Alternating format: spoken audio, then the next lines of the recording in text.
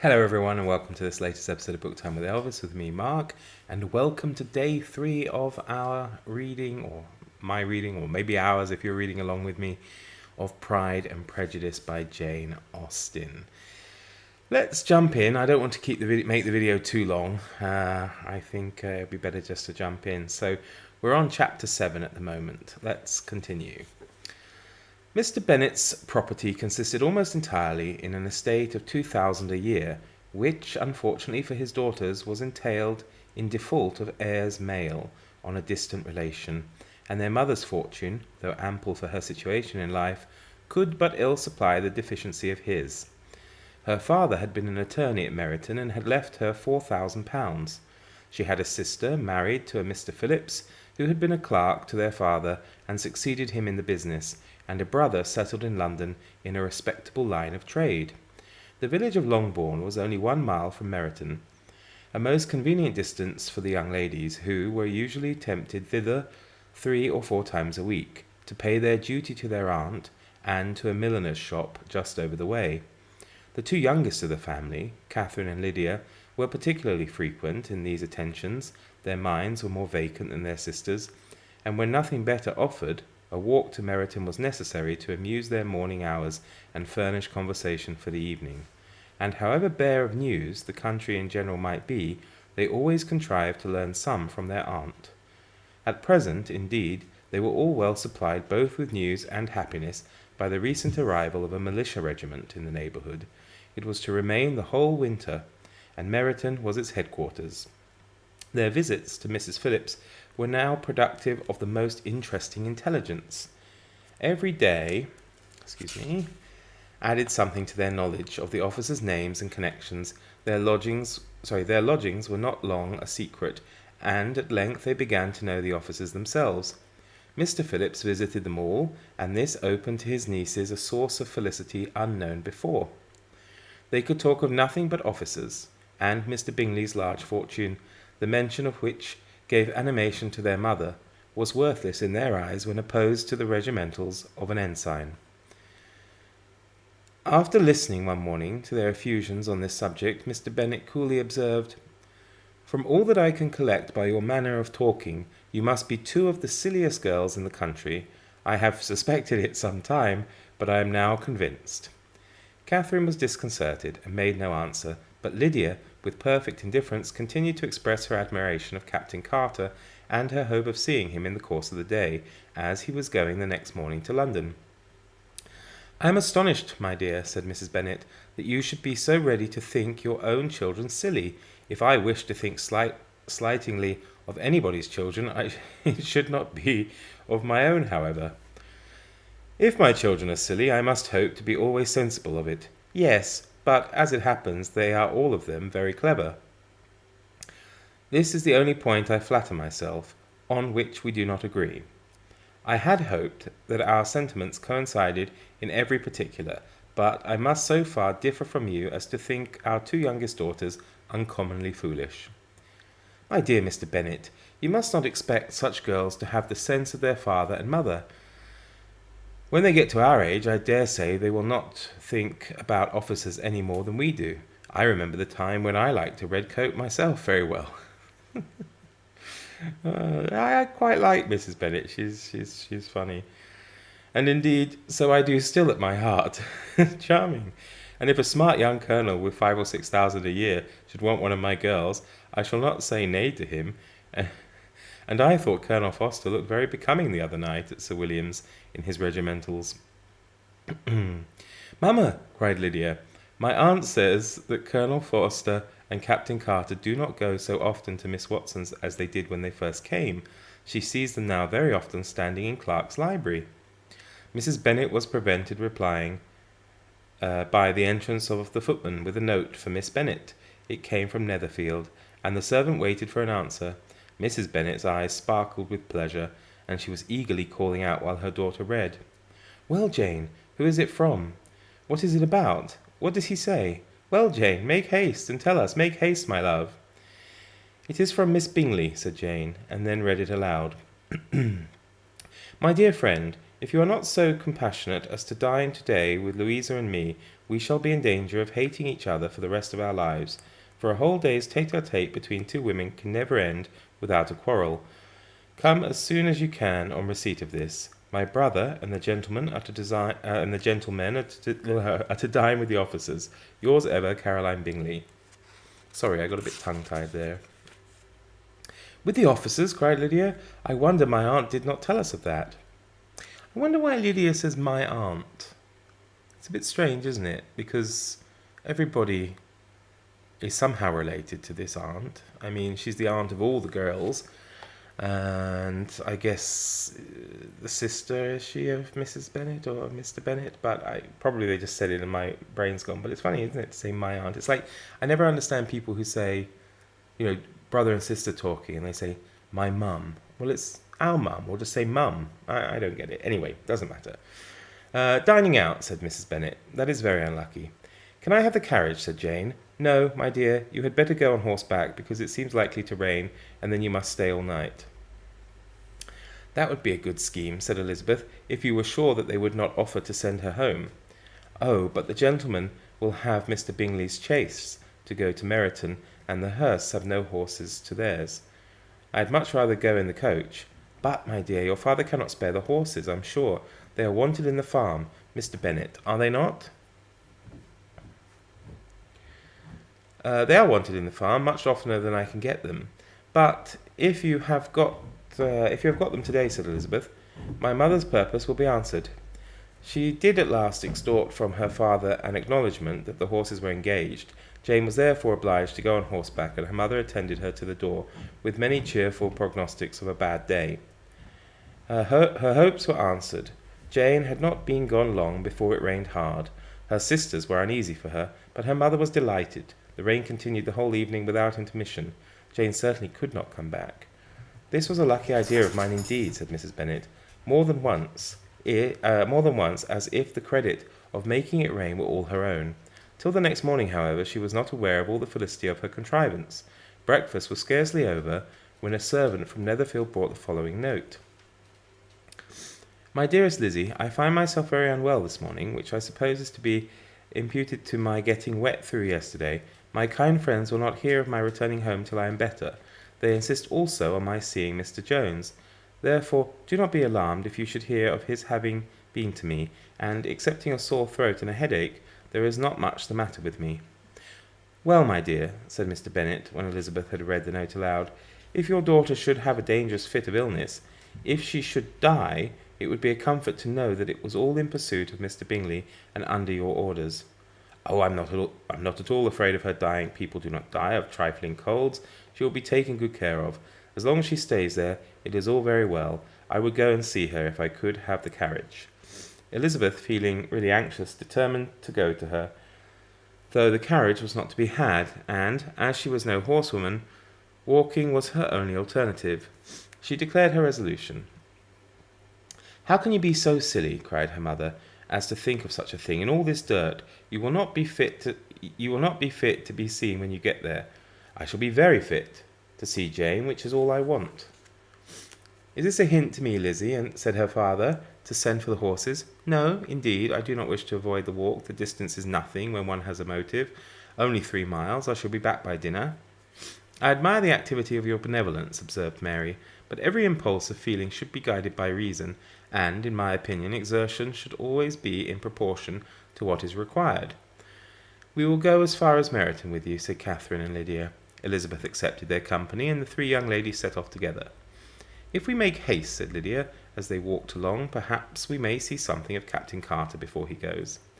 In Meryton they parted. The 2 youngest repaired to the lodgings of one of the officers' wives, and Elizabeth continued her walk alone, crossing field after field at a quick pace, jumping over stiles and springing over puddles with impatient activity, and finding herself at last within the view of the house, with weary ankles, dirty stockings, and a face glowing with the warmth of exercise. Well, from what I know of fashion in those days, I can't imagine it would have been a particularly easy journey walking, with the clobber they would be wearing. And I suppose, I always think the shoes of that time must have been terribly uncomfortable for long distance walking, but, I don't know.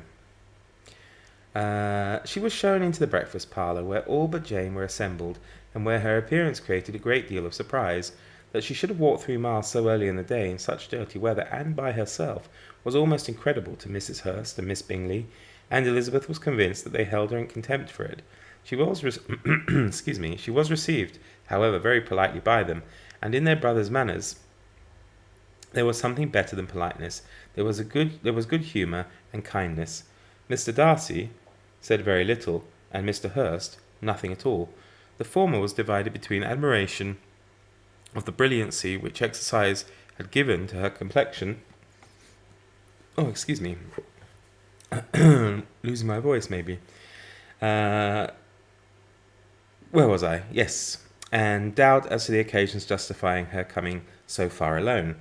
The latter was thinking only of his breakfast. Her inquiries after her sister were not very favourably answered.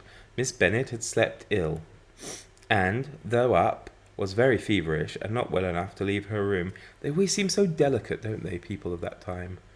You know, I mean, it's not very far-fetched to think she probably could die after getting wet in the rain. I hope she doesn't, though. I do hope it isn't a sad book. Elizabeth was glad to be taken to her immediately, and Jane, who had only been withheld by the fear of giving alarm or inconvenience from expressing in her note how much she longed for such a visit, was delighted at her entrance.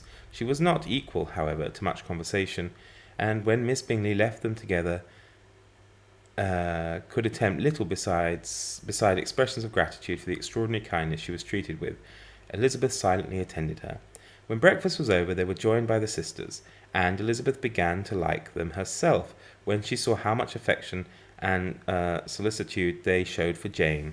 The apothecary came, and having examined his patient, said, as might be supposed, that she had caught a violent cold, and that they must endeavour to get the better of it, advised her to return to bed, and promised her some draughts. The advice was followed readily, for the feverish symptoms increased, and her head ached acutely. Elizabeth did not quit her room for a moment, nor were the other ladies often absent. The gentlemen being out, they had, in fact, nothing to do elsewhere. When the clock struck 3, Elizabeth felt that she must go, and very unwillingly said so. Miss Bingley offered her the carriage, and she only wanted a little pressing to accept it. When Jane testified such concern in parting with her that Miss Bingley was obliged to convert the offer of the chaise into an invitation to remain at Netherfield for the present, Elizabeth most thankfully consented, and a servant was dispatched to Longbourn to acquaint the family with her stay and bring back a supply of clothes. Chapter 8. At 5 o'clock the two ladies retired to dress, and at 6:30 Elizabeth was summoned to dinner. To the civil inquiries which then poured in, and amongst which she had the pleasure of distinguishing the much superior solicitude of Mr. Bingley's, she could not make a very favourable answer. Jane was by no means better. The sisters, on hearing this, repeated 3 or 4 times how much they were grieved, how shocking it was to have a bad cold, and how excessively they disliked being ill themselves, and then thought no more of the matter, and their indifference towards Jane, when not immediately before them, restored Elizabeth to the enjoyment of all her original dislike. Their brother, indeed, was the only one of the party whom she could regard with any complacency. His anxiety for Jane was evident, and his attentions to herself most pleasing, and they prevented her feeling herself so much an intruder as she believed she was considered by the others. She had very little notice from any but him. Miss Bingley was engrossed by Mr. Darcy, her sister scarcely less so, and as for Mr. Hurst, by whom Elizabeth sat, he was an indolent man, who lived only to eat, drink, play at cards, who, when he found her prefer a plain dish to a ragout, had nothing to say to her. When dinner was over, she returned directly to Jane, and Miss Bingley began abusing her as soon as she was out of the room. Well, that's very nice, isn't it? Very catty. Her manners were pronounced to be very bad indeed, a mixture of pride and impertinence. I wonder if the book was called Pride and Impertinence. How different that would be. She had no conversation, no style, no taste, no beauty. Mrs. Hurst thought the same, and added, "She has nothing, in short, to recommend her but being an excellent walker. I shall never forget her appearance this morning. She really looked almost wild. She did indeed, Louisa. I could hardly keep my countenance. Very nonsensical to come at all. Why must she be scampering about the country because her sister had a cold? Her hair so untidy, so blousy. Yes, and her petticoat. I hope you saw her petticoat. 6 inches deep in mud, I'm absolutely certain, and the gown which had been let down to hide it not doing its office. Your picture may be very exact, Louisa, said Bingley, but this was all lost upon me. I thought Miss Bennet looked remarkably well when she came into the room this morning. Her dirty petticoat quite escaped my notice. You observed it, Mr. Darcy, I am sure, said Miss Bingley, and am inclined to think that you would not wish to see your sister make an exhibition. Certainly not. To walk 3 miles, or 4 miles, or 5 miles, or whatever it is, above her ankles in dirt, and alone, quite alone. What could she mean by it? It seems to me to show an abominable sort of conceit, seated independence, a most country town indifference to decorum. It shows an affection for her sister that is very pleasing, said Bingley. I am afraid, Mr. Darcy, observed Miss Bingley, in a half-whisper, that the adventure has rather affected your admiration of her fine eyes. Not at all, he replied. They were brightened by the exercise. A short pause followed this speech, and Mrs. Hurst began again. I have an excessive regard for Jane Bennet. She is really a very sweet girl, and I wish with all my heart she were well settled. But with such a father and mother, and such low connections, I am afraid there is no chance of it. I think I have heard you say that their uncle is an attorney in Meryton. Yes, and they have another who lives somewhere near Cheapside. That is capital, added her sister, and they both laughed heartily. If they had uncles enough to fill all Cheapside, cried Bingley, it would not make them one jot less agreeable. But it must very materially lessen their chance of marrying men of any consideration in the world, replied Darcy. To his speech Bingley made no answer, but his sisters gave it their hearty assent, and indulged their mirth for some time at the expense of their dear friend's vulgar relations. With a renewal of tenderness, however, they repaired to her room on leaving the dining parlour, and sat with her till summoned to coffee. She was still very poorly, and Elizabeth would not quit her at all till late in the evening, when she had the comfort of seeing her asleep. I do apologise, I'm really getting tongue-tied today. I thought I'd get better as I go on. I'm probably getting worse at this. So if you stop watching, I'm sorry. Elizabeth would not quit her at all till late in the evening, when she had the comfort of seeing her asleep, and when it appeared to her rather right than pleasant that she should go downstairs herself. On entering the drawing-room, she found the whole party at loo, and was immediately invited to join them. I'm assuming loo is a game, maybe a card game, not loo as in the other meaning. That would be a bit odd, wouldn't it? To join them, but suspecting them to be playing high, she declined it, and making her sister the excuse, said she would amuse herself. For the short time she could stay below with a book. Mr. Hurst looked at her with astonishment. Do you prefer reading to cards? Oh, yeah, there we go then, said he. That is rather singular. Miss Eliza Bennet, said Miss Bingley, despises cards. She's a great reader, and has no pleasure in anything else. I deserve neither such praise nor such censure, cried Elizabeth. I'm not a great reader, and I have pleasure in many things. In nursing your sister, I am sure you have pleasure, said Bingley, and I hope it will soon be increased by seeing her quite well. Elizabeth thanked him from her heart, and then walked towards a table where a few books were lying. He immediately offered to fetch her others, all that his library afforded. And I wish my collection were larger for your benefit and my own credit, but I am an idle fellow, and though I have not many, I have more than I have ever looked into. Elizabeth assured him that she could suit herself perfectly with those in the room. I'm astonished, said Miss Bingley, that my father should have left so small a collection of books. What a delightful library you have at Pemberley, Mr. Darcy. It ought to be good, he replied. It has been the work of many generations. And then you have added so much to it yourself. You are always buying books. I cannot comprehend the neglect of a family library in such days as these. That's nice, you see. Darcy's gone up in my opinion now. Neglect? I am sure you neglect nothing that can add to the beauties of that noble place. Charles, when you build your house, I wish it may be half as delightful as Pemberley. I wish it may. But I would really advise you to make your purchase in that neighbourhood and take Pemberley for a kind of model. There is not a finer county in England than Derbyshire. With all my heart I will buy Pemberley itself, if Darcy will sell it. I am talking of possibilities, Charles. Upon my word, Caroline, I should think it more possible to get Pemberley by purchase than by imitation. Elizabeth was so much caught by what passed as to leave her very little attention for her book, and soon laying it wholly aside, she drew near the card table and stationed herself between Mr. Bingley and his eldest sister to observe the game. Is Miss Darcy much grown since the spring? Said Miss Bingley. Will she be as tall as I am? I think she will. She's now about Miss Elizabeth Bennet's height, or rather taller. How I long to see her again. I never met with anybody who delighted me so much. Such a countenance, such manners, and so extremely accomplished for her age. Her performance on the pianoforte is exquisite. It is amazing to me, said Bingley, how young ladies can have patience to be so very accomplished as they all are. All young ladies accomplished, my dear Charles? What do you mean? Yes, all of them, I think. They all paint tables, cover screens, and net purses. I scarcely know anyone who cannot do this, and I am sure I never heard a young lady spoken of for the first time without being informed that she was very accomplished. Your list of the common extent of accomplishment, said Darcy, has too much truth. The word is applied to many a woman who deserves it no otherwise than by netting a purse or covering a screen, but I am very far from agreeing with you in your estimation of ladies in general. I cannot boast of knowing more than half a dozen in the whole range of my acquaintance that are really accomplished. Nor I am sure, said Miss Bingley.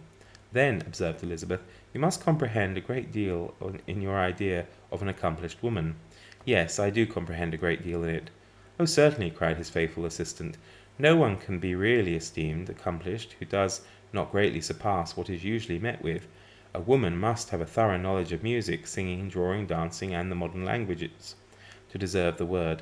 And beside all this, she must possess a certain something in her air and manner of walking, the tone of her voice, her address, and expressions, or the word will be but half deserved.